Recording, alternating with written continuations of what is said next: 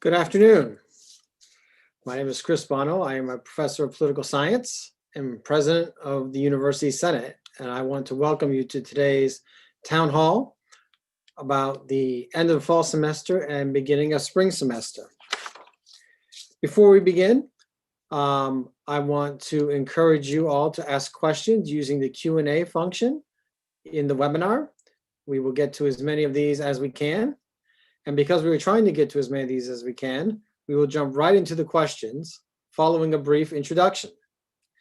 So we have with us today Ann Cudd, Provost of the University of Pittsburgh, John Wallace, Vice Provost for Faculty Development and Diversity, Lewin Wong, Vice Provost for Faculty Affairs, Joe McCarthy, Vice Provost for Undergraduate Studies, Amanda Godley, Vice Provost for Graduate Studies, and Clyde Pickett, the Vice Chancellor for Diversity, Equity, and Inclusion.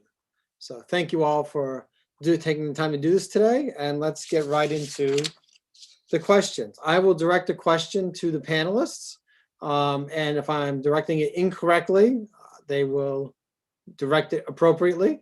The default, of course, is the provost. So we'll start with the provost. There have been a lot of questions about the use of omits for evaluative purposes this semester.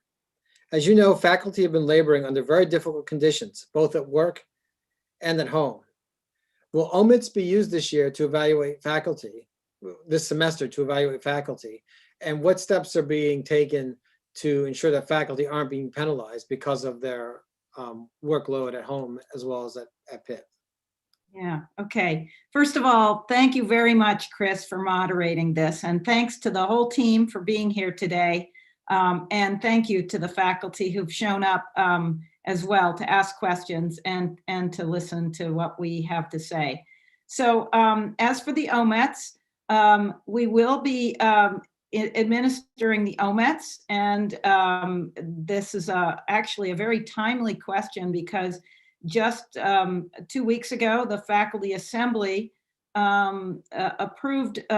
endorsed the AC report, which was about the evaluation of teaching, in which the body was recommending that faculty, schools, and departments develop more robust methods of evaluating teaching fully.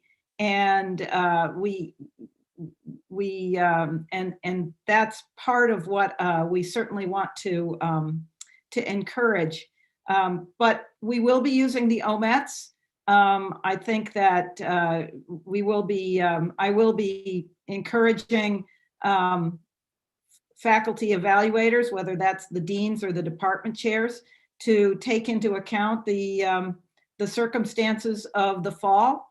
But we've been planning for and carrying out Flex at Pitt since since that was announced midsummer, and I think faculty have done remarkably well with that.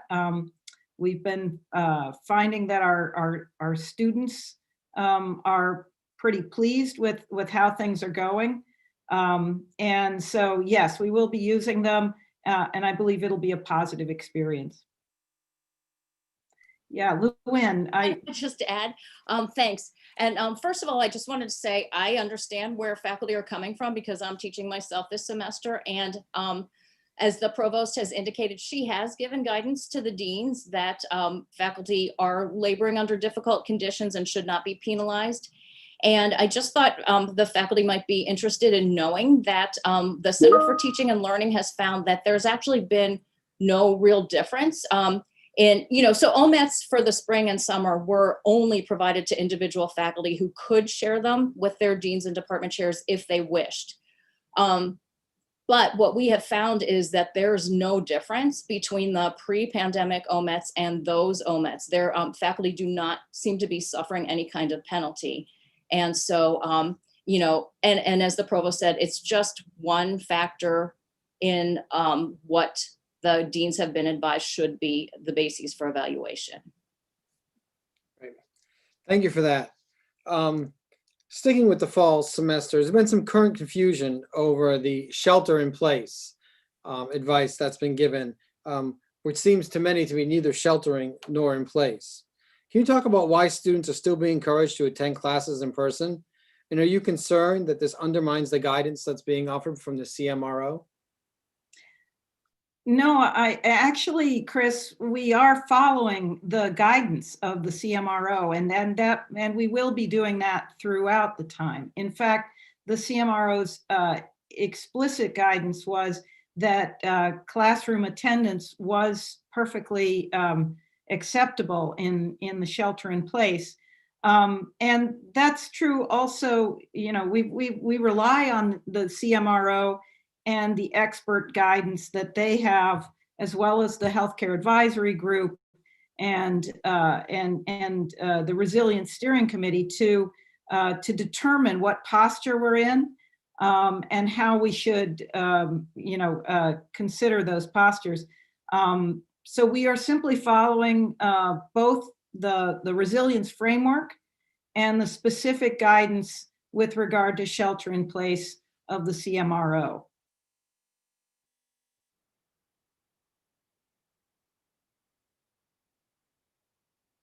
You're on mute.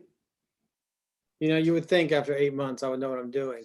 A final introductory question regarding the fall semester. And this one, I'm going to direct to Joe McCarthy, because I know it's been discussed in meetings he's been involved in.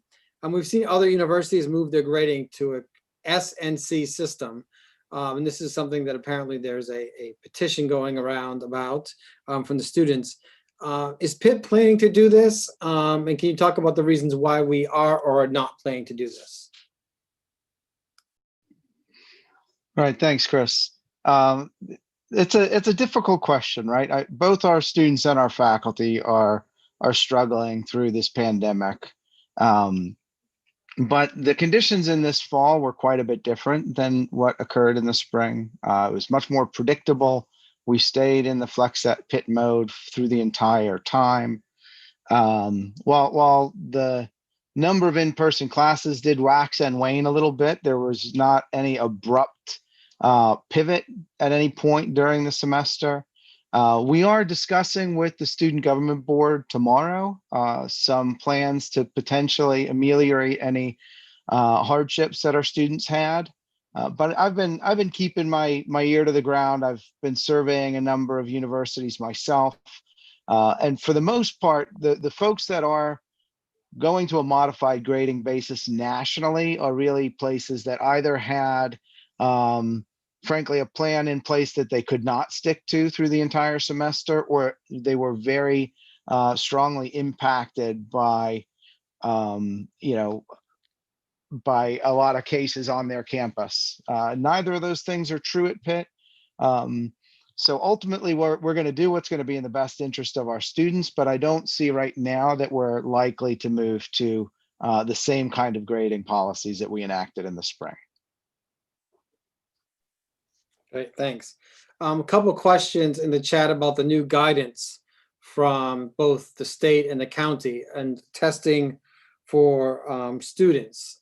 So I don't know if we have definitive answers yet, but the question is, will every student be tested upon return to campus? Or how would we be handling the new requirement that all students should be tested at the beginning of term? I don't know if there's any information on Pitt's plan you can share about that, Provost. Well, they're still discussing, plans for testing in the spring semester. But if the state guidance is that all students have to be tested, then I'm sure that the CMRO will find a way to adhere to that guidance. What we have found, though, this semester is that our surveillance testing has been quite effective. And so I think the plan has been very good. I would imagine that they may need to modify in light of the new guidance, but no decisions have yet been made. And they will clearly communicate those to both the students and the community well in advance. And I can just add, as a member of the Resilience Steering Committee, the guidance came out on Monday, I believe, or Tuesday. We had our meeting on Tuesday, and this is something that's being actively looked at. And I'm sure we'll hear more at our meeting this Tuesday. But my understanding is that also that the guidance of the state will be followed. In preparation for the spring semester, what is the status of our buildings and offices over winter break? Should faculty make sure they have all the materials they need for spring before the semester ends, or will there be access to our offices over break? So there was just a pit wire in yesterday afternoon about this very topic, and I would urge you to look at that.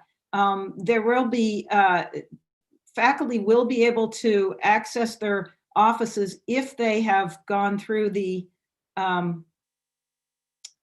authorized to operate, the ATO guidance. And so, yes, but the access will be somewhat limited in that way. It'll be only to their particular buildings and to the classrooms in those.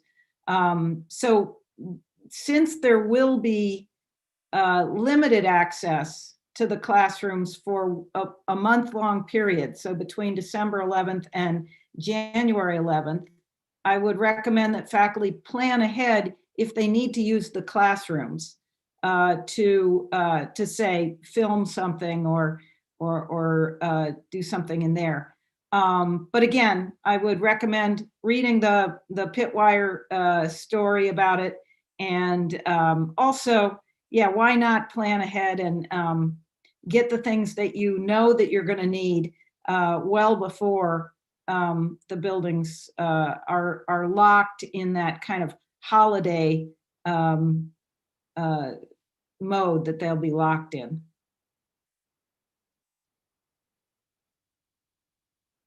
We have a question here about managing their class, instructors who are doing a good job of going above and beyond in managing their classroom instructional environment. And that's reflected in the Enrollment. In your guidance to the deans, right, to ensure that faculty won't be unfairly penalized. Will that be acknowledged, though, faculty who go above and beyond in terms of them getting, recognition and credit for how they've handled things during the pandemic? Well, I actually think that's one really important reason why the OMETs should come to the attention of the chairs and the deans, so they can recognize the outstanding efforts of many of the faculty. Mm-hmm. And so let's continue to talk about teaching. There's a question here about the status of technology in the Zoom rooms. Will faculty be able to teach remotely and still see their students in the classroom? Because the current technology will not allow that. Joe, do you want to take that? Do you are you aware of where or what's being done by IT?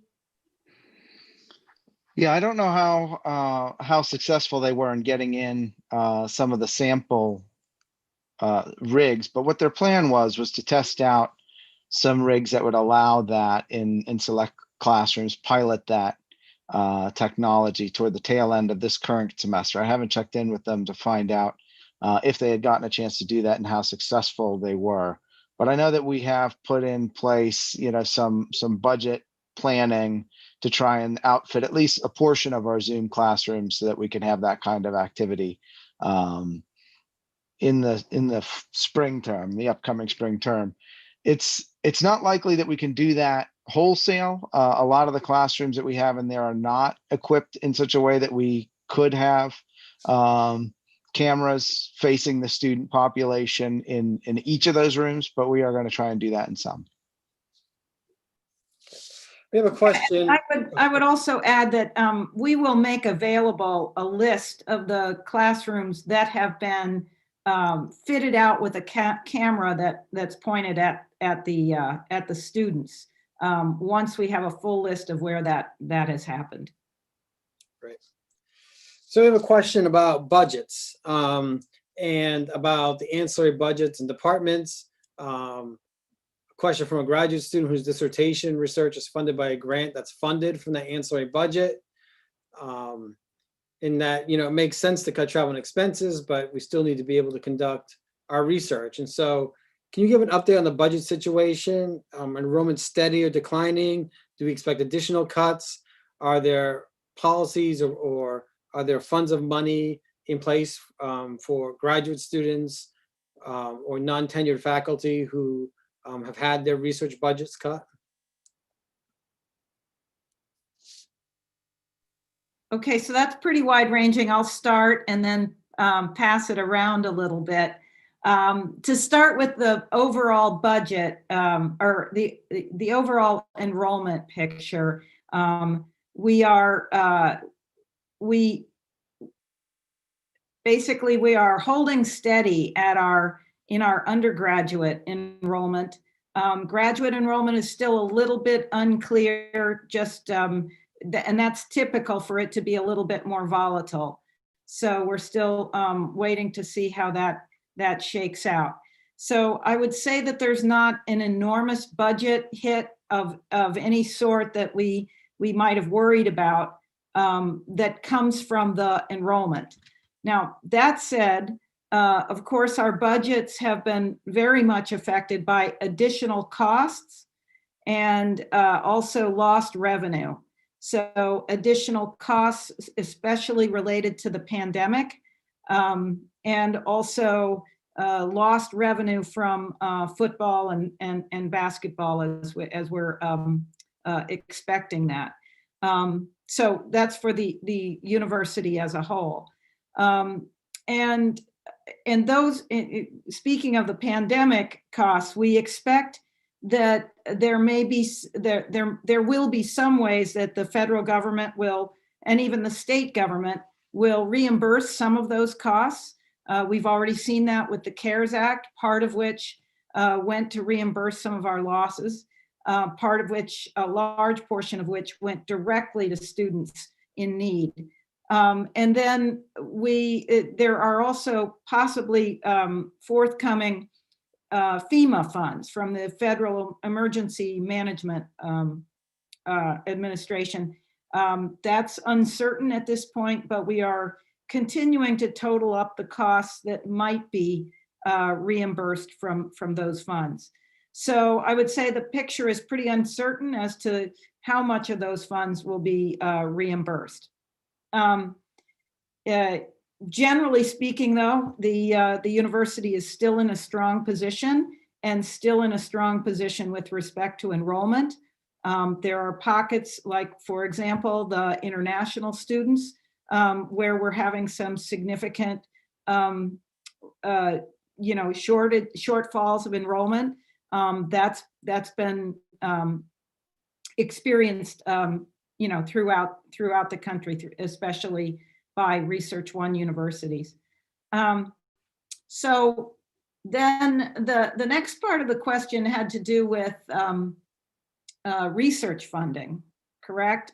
For those who are not on grant-funded research, I think. Like graduate students or junior faculty who are funded, their research is funded by departments' auxiliary budgets, which have been cut as part of the budget cuts, which has impacted their ability to do their work. Okay, thank you. That's a helpful clarification. So at this point, I'm not aware of additional funding that we have set aside for this.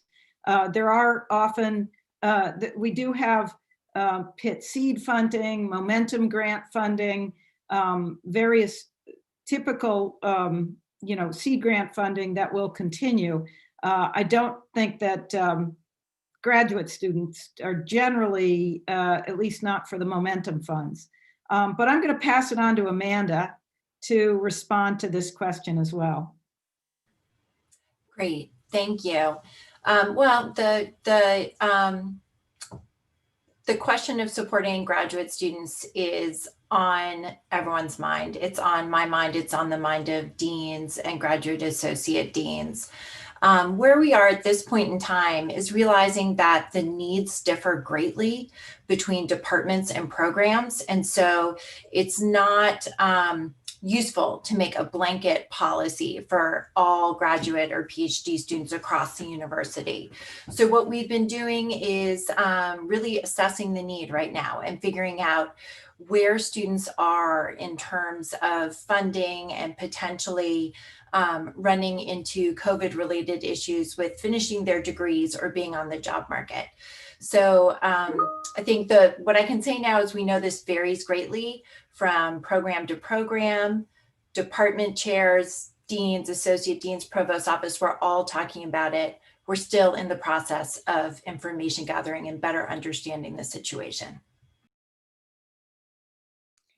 Great, thank you. I want to go back to the issue of classrooms just briefly, because there's a follow-up that that some attendees would like clarification on. Will there be access to these classrooms before January 19th so that faculty can test equipment in person to avoid some of the difficulty they've encountered this semester? Yes, absolutely. There will be access to the classrooms pretty freely other than that period of time, December 11th to January 11th. So I think should be plenty of time to test out this equipment. Okay, great. Another question. As a faculty member, my understanding is that I'm not eligible to be tested for COVID by Pitt if I do not have symptoms. This seems like an important element of keeping my student, staff, colleagues safe while teaching on the high flex modality. Since we know that asymptomatic transmission is common, are there plans to make testing available to faculty and then staff as well?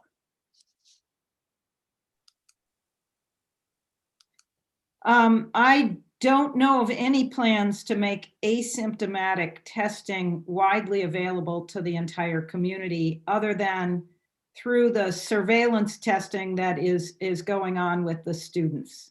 And actually, I think, Chris, you would be the most informed, since you serve on the Resilience Steering Committee, of up-to-date plans in that regard. But again, these are decisions that are taken by the CMRO, the COVID Medical Response Office, together with the Healthcare Advisory Group, using the best science and medical science understanding of how to address the conditions of the pandemic. Okay. I have nothing on my end to add on that at this time, although that is something that I will seek to get further information on.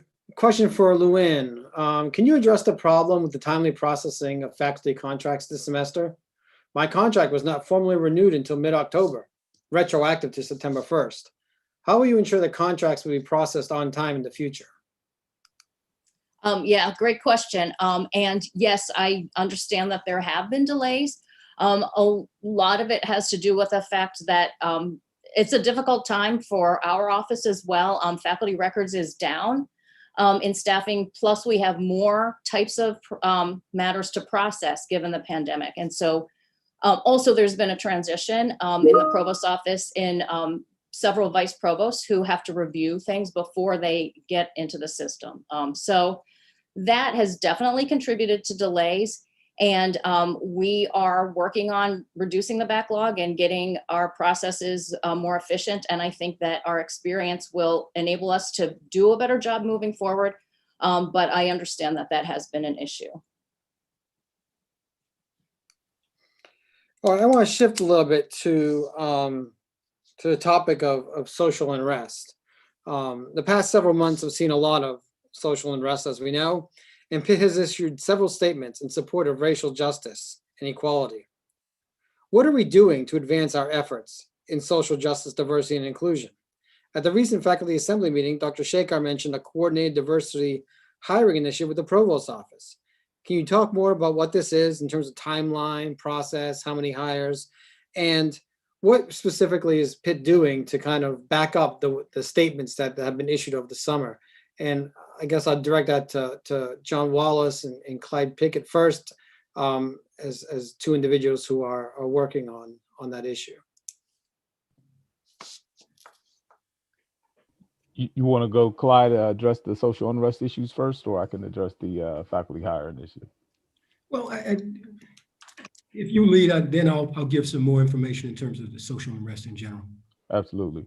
So, Chris, as it pertains to the faculty issue, we're excited to announce and to be a part of the larger diversity, equity, inclusion hire work. So, as you know, there's the Latinx hire that will focus on identifying 10 faculty, and then the announcement of the work that I'm heading. It will be 50 faculty over a period of 4 years, and it will be a joint hire in the sense that that's university wide. So the senior vice chancellor for the health sciences, as well as the provost, have come together to do this work. And so really focused on advancing our vision to become an anti-racist institution. Those 50 hires, again, over 4 years, want to increase the number of faculty. We know that faculty, of course, increase students, our retention of our students who will come, graduate students as well as undergrads who will choose the University of Pittsburgh as their institution of choice and address these issues. The hire is focused on the broad issue of race. We're calling it race, social determinants of equity, and well-being. And so intentionally broad, trying to attract and engage folks across the institution in an interdisciplinary and in fact transdisciplinary way to address grand challenges. We know that many of the issues that we've seen unravel and the unrest that we've seen, these are not new issues, but really rooted in our nation's history. As you know, the anti-racism class has gotten tremendous attention nationally, and this is really building upon that work and what we see is a set of initiatives over the coming years that the institution will implement.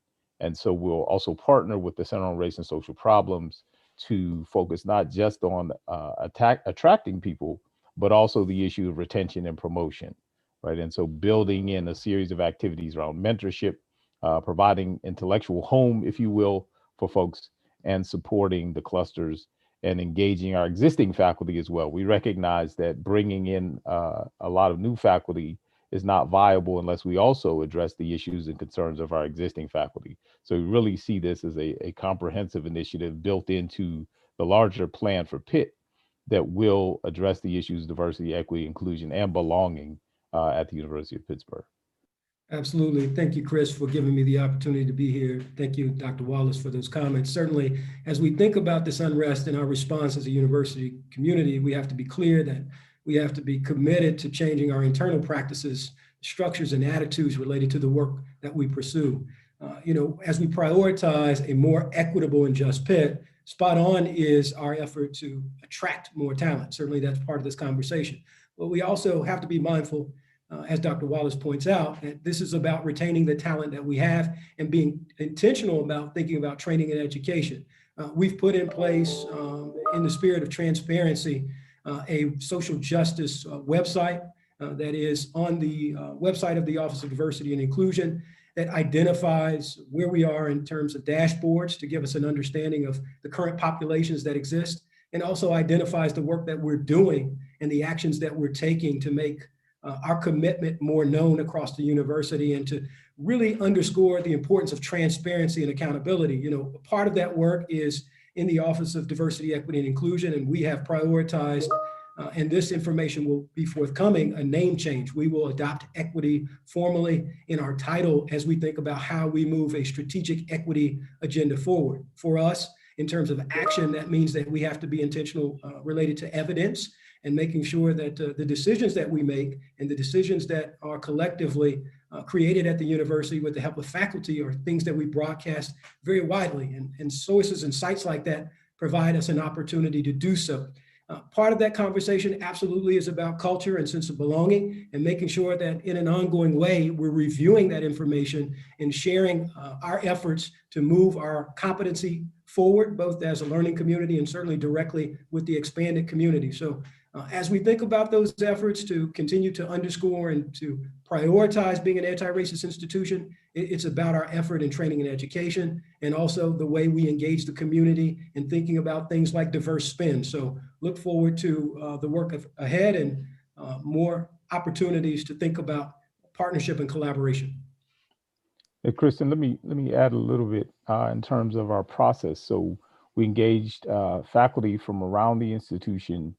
We did the research on best practices and cluster hiring, and we had the RFP request for proposals reviewed, and then we shared that with the Council of Deans. And so that process is now in the dean's hands. We're getting feedback from them and revising the request for proposal. And then we expect within the next week or two that RFP request for proposals will go out to the various schools and departments. And then it will be within those schools and departments, it will be on them to design their proposals. And those will be reviewed again by a committee of folks representing the university, both upper and lower campus, to provide feedback. And should be noted, arts and sciences actually was working on a similar initiative already. And so they submitted a proposal that the provost did approve. And so there's significant overlap between the two, their proposed cluster hire and the work of the broader cluster hire. And so two of those positions have been approved, but again, very much in line with the existing cluster hire RFP. And then we'll be taking the additional ones after we receive the applications from the various schools and departments. Great, thanks. And can I just a quick follow-up about the anti-racism class? We had a question about that. That was offered to all first-year students, and there was talk of making it available to faculty and staff. Provost, do you have an update on that? Yeah, it is actually now available on the website, on the Provost website. And I'm sorry, we haven't had a chance to make a big announcement about that. We were waiting until the last of the lectures was made available to students, which was just this week. But if you go to the Provost website and look up the anti-Black racism course, it's very prominently displayed. You can now access all of the materials, not the quizzes, but all of the lecture materials, the readings and things like that, or the reading lists and things like that. They are now up there and I highly encourage people to do it. I also wanted to point people to Clyde's website. The social justice website for Pitt has a wonderful set of dashboards and lots of information about the things we're doing. So I want to put a plug in for that if you're interested in following and keeping us accountable for the promises we make. I recommend you look at that. You can see what promises we've made and how we're doing with regard to the dashboards. Great, thank you. I want to shift to, we've gotten several questions about caregiving and resources. So as we all know, many of us are juggling caregiving and teaching and research and everything else right now. We're trying to manage our jobs while our children are managing remote learning, and we're trying to manage remote learning with them. And so I was wondering if there's any update on supports for faculty and staff with school-age children. I know this was an issue from the survey that was recently sent out. And a lot of faculty have been overwhelmed by the care work that's been added due to Flex at Pitt. And this has created certain equity issues. So I want to start by directing that, I guess, to Clyde, and then I think Amanda and Llewellyn also. I'll just weigh in and say, as a university community, we're aware of the potential inequities related to caregiving and giving appropriate attention to think about what the process should be for our response. We've talked with certainly different groups around the university as well as neighboring universities to think about appropriate care and to think about an opportunity for us to partner and think about childcare. So some information will be forthcoming in our partnership and ongoing discussions with HR. So I expect that to be something that will come out shortly, but loud and clear, as we think about inequities, we continue to monitor that. So I'll pass it over to our colleagues for some more information. Thank you, Clyde. Well, this was a question that was asked on the faculty and student surveys that were sent out this fall. We've just received the responses to the surveys, so we don't have detailed information about them yet. But part of the survey asked questions about the types of caregiving support that faculty and staff with children would and students would need or take advantage of. So we wanted to present a menu of kind of options and possible offerings to see which ones would be most helpful. Yes, and so consistent with what Amanda's saying in just a little bit more detail is that we have been looking at different types of things like matching types of support, on-site sort of proctoring, I guess is the term that's being used to help monitor students who are doing their remote work in a place that the university is supporting. And so we've gotten information on who actually would be interested in using those types of things, and also the neighborhoods where people are have the need. And so we're going to take that information, and that will help us decide where to focus our efforts. On the survey that Amanda just mentioned, is there a timeline for when those results will be released and distributed to faculty and the community? I mean, I know you just have gotten the results, right, Amanda said, but is there a plan for the distribution of those? My understanding is in the next few weeks.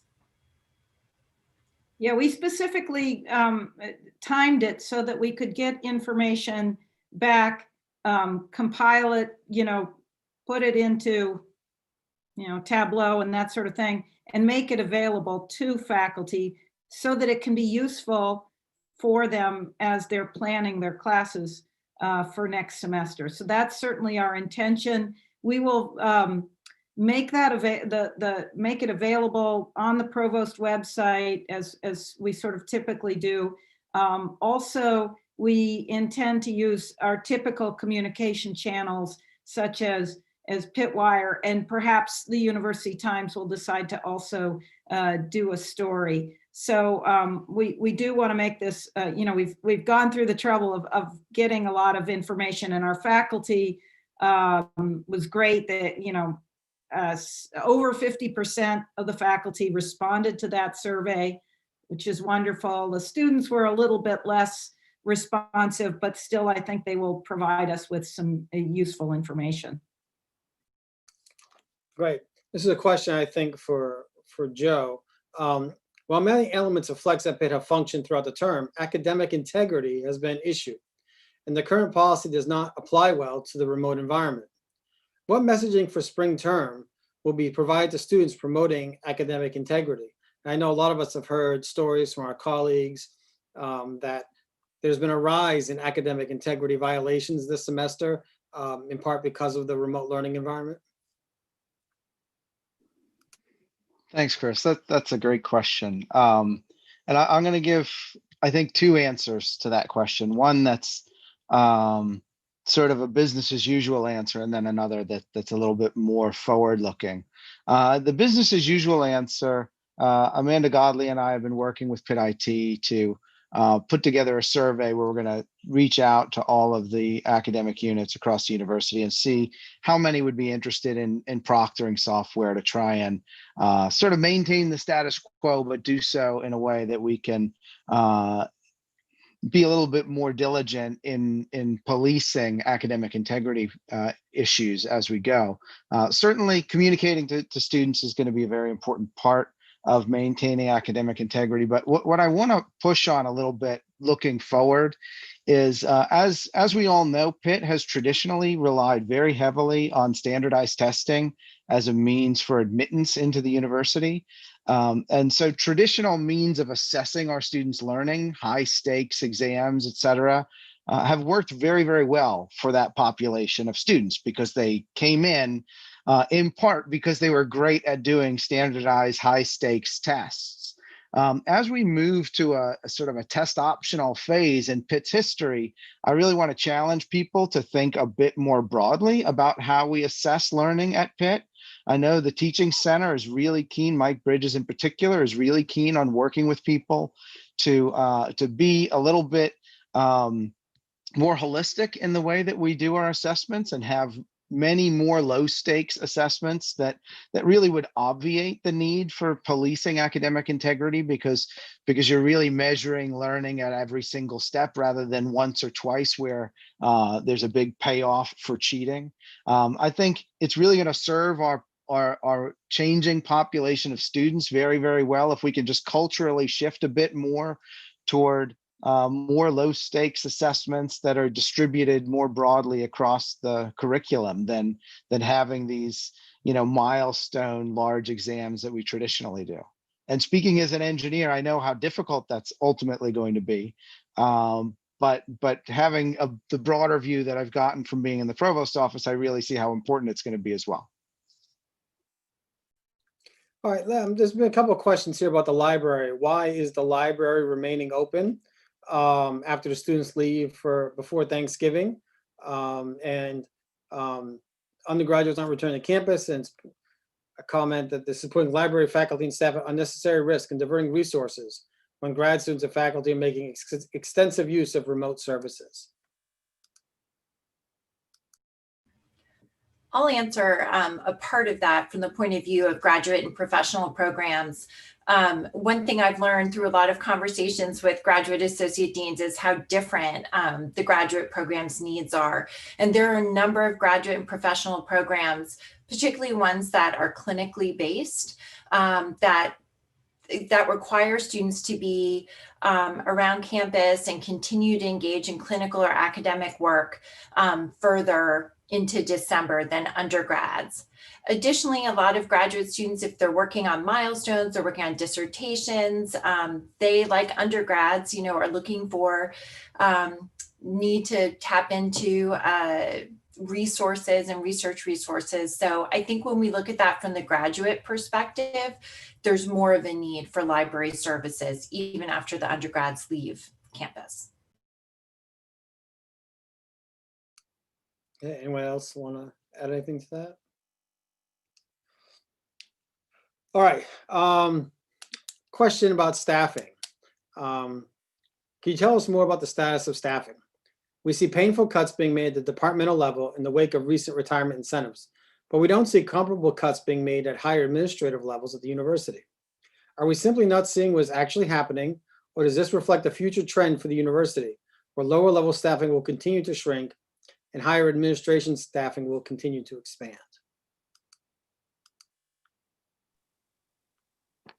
So we did provide the opportunity, the SERP, the opportunity for staff to take an early retirement, and that has resulted in a number of staff, a large number of staff leaving. We're also trying to use that as an opportunity to reorganize some of our services. And that seems like only a prudent thing to do at this time of budget uncertainties, as I was mentioning before. As we go forward, we're going to try to continue to run as lean an operation as we can, consistent with getting the work done that a Research One university has to do in terms of supporting faculty, staff, and students in their work. I guess I would also say that at this time, I mean, we've worked really hard not to do any furloughs or layoffs. Other universities have experienced that to a much higher degree, and that's been really a principle that we've relied upon. So I think, we have a lot to be thankful for and proud of at this point with regard to how we've managed the budget uncertainties. There's actually a question in there about layoffs too, particularly regarding some of the state system schools, the PASHE schools. If anyone's been following, you see the IUP is laying off about 25% of their workforce. Other retrenchments going on other places. Universities are consolidating. Is that something that could affect faculty here at Pitt as well, or is it is it our, I mean, is your belief that we're in strong enough position that we will not have to resort to layoffs or faculty furloughs or layoffs or benefit cuts or things like that moving forward? Well, it's hard to guess what the future will be like, of course. And we do, I mean, I think we can probably project that the state, the Commonwealth's lower tax revenues will could affect higher education. But that said, we have no plans and no expectations for faculty layoffs or furloughs or benefit cuts, as far as I know. And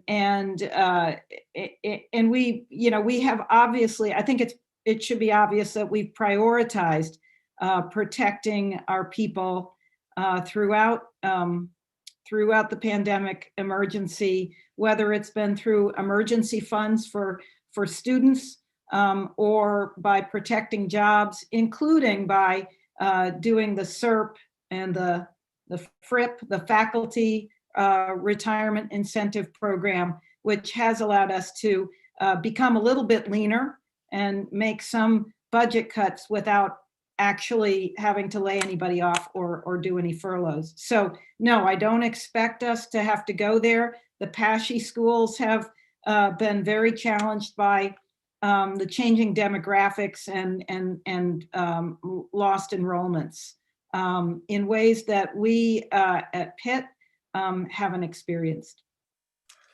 Speaking of things going forward, I have a question here for Amanda.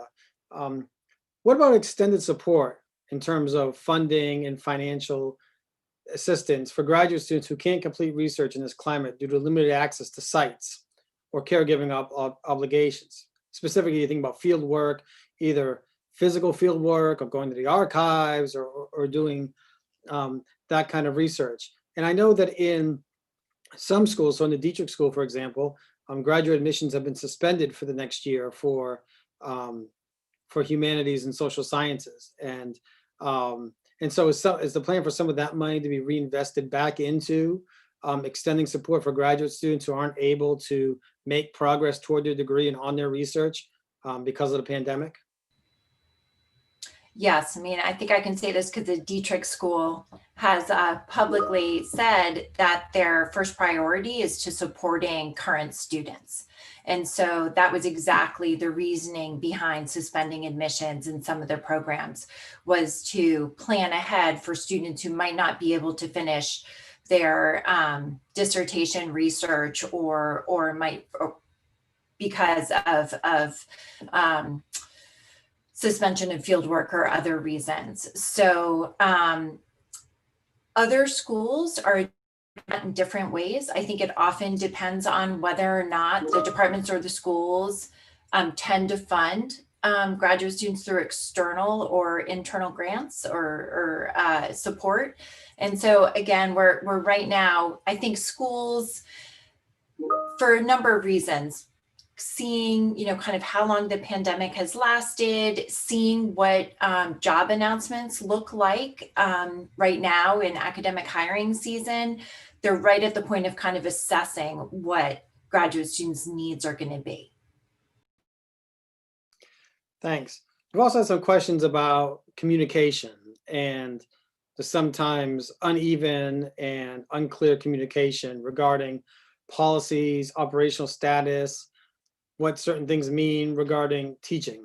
And so in the fall, someone writes, many of us had to rely on the Pitt News and word of mouth for this information. And when we reached out to our chairs and deans for guidance, they were also caught off guard and unable to help. So what is the plan to communicate changes in policies and operational status and so on in the spring in a way that doesn't rely on faculty reading it from the student newspaper? So I think we've been pretty good about updating people with regard to the postures, the risk postures. And then relative to teaching in those postures, those things have been set out on the standards and guidelines, which are posted.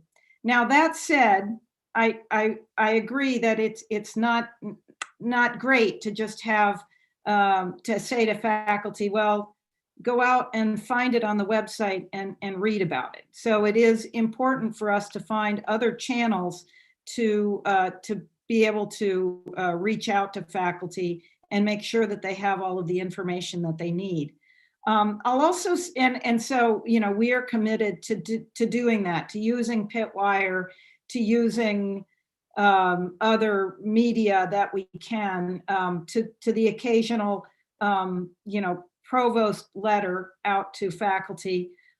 We also rely often on spreading information to the deans, and then through the Council of Deans distribution list, and then having them spread it on. But that's often a little bit slower. So you know, I think one other thing that I should note is that, you know, this has been an unprecedented semester, and we've, you know, it was a novel virus that came to our shores in March, and that we've learned a lot about over the course of the last 10 months.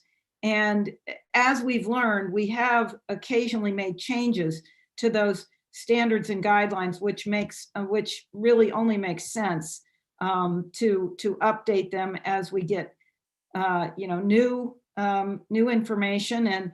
And that could happen, for example, when there's a vaccine that's more widely available, and conditions might change as a result of that as well. So I understand the issue, and we will be using all the channels that we can to communicate decisions and policies as we go forward. Thanks. Question for Joe regarding spring enrollment. So in the fall, it looked like our numbers were actually much better than we thought we were. We didn't have a lot of unanticipated melt, both at the undergraduate and then also the graduate level. Do you have any sense of how we're looking for the spring? And are we expecting our numbers to hold steady?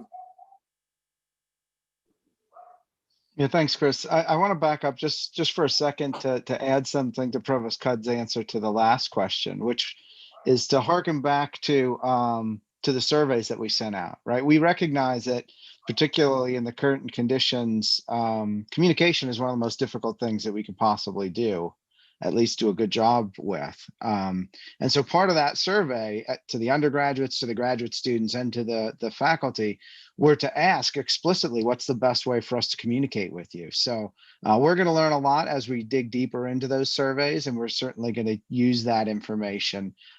We designed the surveys to be actionable so that we can actually do a better job in the spring than we did in the fall. Now, that's not to say that I think that we did a poor job in the fall. I do want to start off my answer to your question by saying that our Pitt students actually set a record for both retention and graduation rate this year. We had our highest graduation rate in Pitt's history, had our highest retention rate in history. So our students are clearly thirsty for learning. They're committed to Pitt. And they're very resilient. On the regional campuses, we had the highest retention rates of first-year students that we've had in at least 5 years on all of the campuses, and longer than that on some of them. So while enrollments overall in the fall at census date were about 1% down, that retention really augmented our numbers and kept us in pretty good shape despite the headwinds that we're facing in the pandemic. Right now, we've been keeping track every day of enrollments for the fall. They're a little bit different, right? As everything is, when you try and do a year-over-year comparison, and one of those years happens to be 2020, you're not going to get the same answers, but we're pretty close.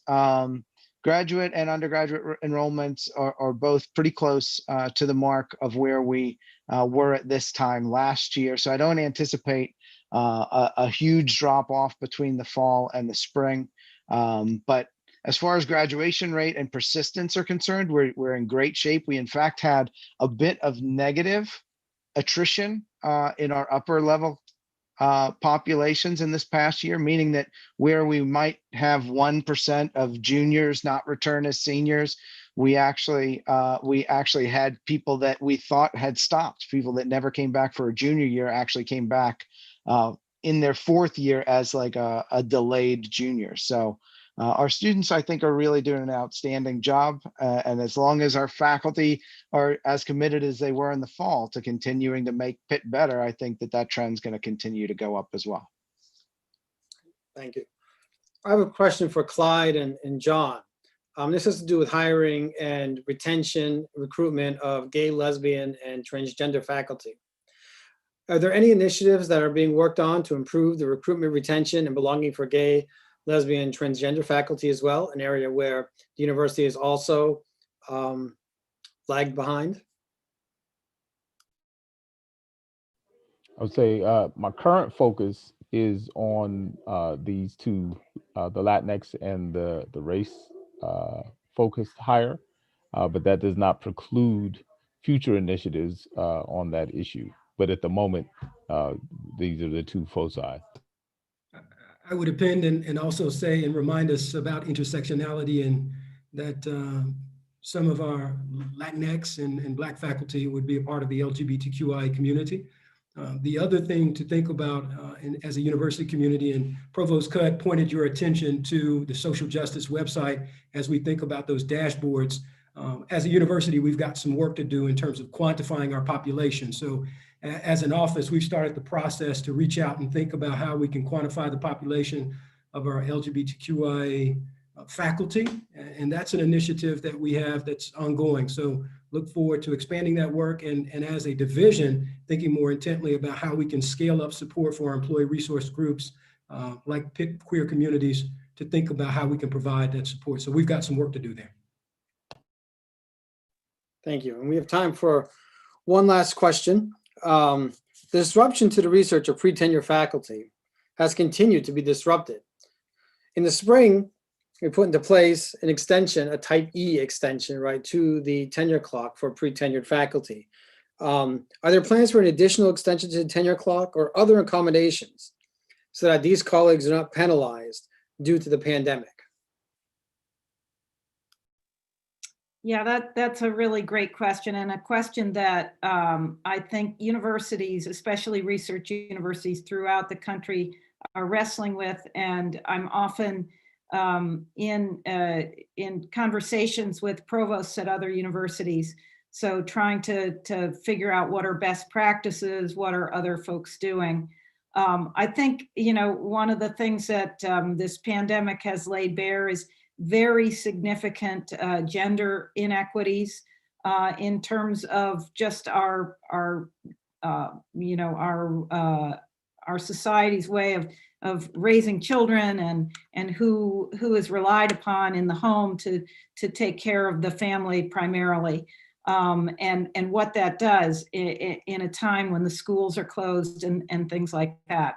So we're definitely sensitive to that.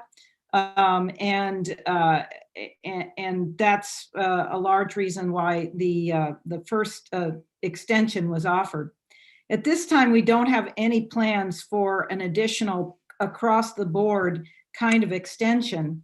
But that said, I'm encouraging our deans, and I would also encourage faculty to consider how will they assess their junior faculty or their each other's research in light of this very unusual year, where some people's research will be highly badly affected, adversely affected, whereas other faculty actually are finding, oh, this is a good time for me to write up those papers that I didn't have a chance to before. So it really has hit faculty unevenly by discipline, by the type of work they do, but also by gender and other aspects of individuality. So what I'm encouraging tenure and promotion committees to do is to think ahead about how will we assess the research work, especially of faculty who may have had extraordinary hardships, like they couldn't travel abroad in a year when they needed to gather archival research, or they needed to do field research or something like that. And that's just been out of the question. I think there's no one size fits all for all faculty. And I think what we're going to have to do is make sure that we, assess faculty in light of what their particular obstacles have been. I also want to say that, especially to the junior faculty, we have hand selected you from large pools of candidates because we think you are incredible and you are, we want you to be the future of Pitt. We want you to be part of our faculty bodies. We want you to be the teachers and the researchers here. So we want to do everything possible to make your faculty career successful. That's in our interest. That's why we brought you here. And it's also, expensive to replace you. So we have every reason to try to work with you to make things better. Thank you. I want to thank all 187 people who joined us today for this town hall. I want to thank Provost Cudd, Vice Chancellor Pickett, Vice Provost Wang, Wallace, McCarthy, and Godley. If you have additional questions, please don't ever hesitate to reach out to the University Senate and its officers. We are the body that can help get answers for you and help and hopefully, solve some problems. So again, thank you very much for your time. Stay safe and have a happy Thanksgiving. Thank you, Chris. Thank you all. Bye-bye.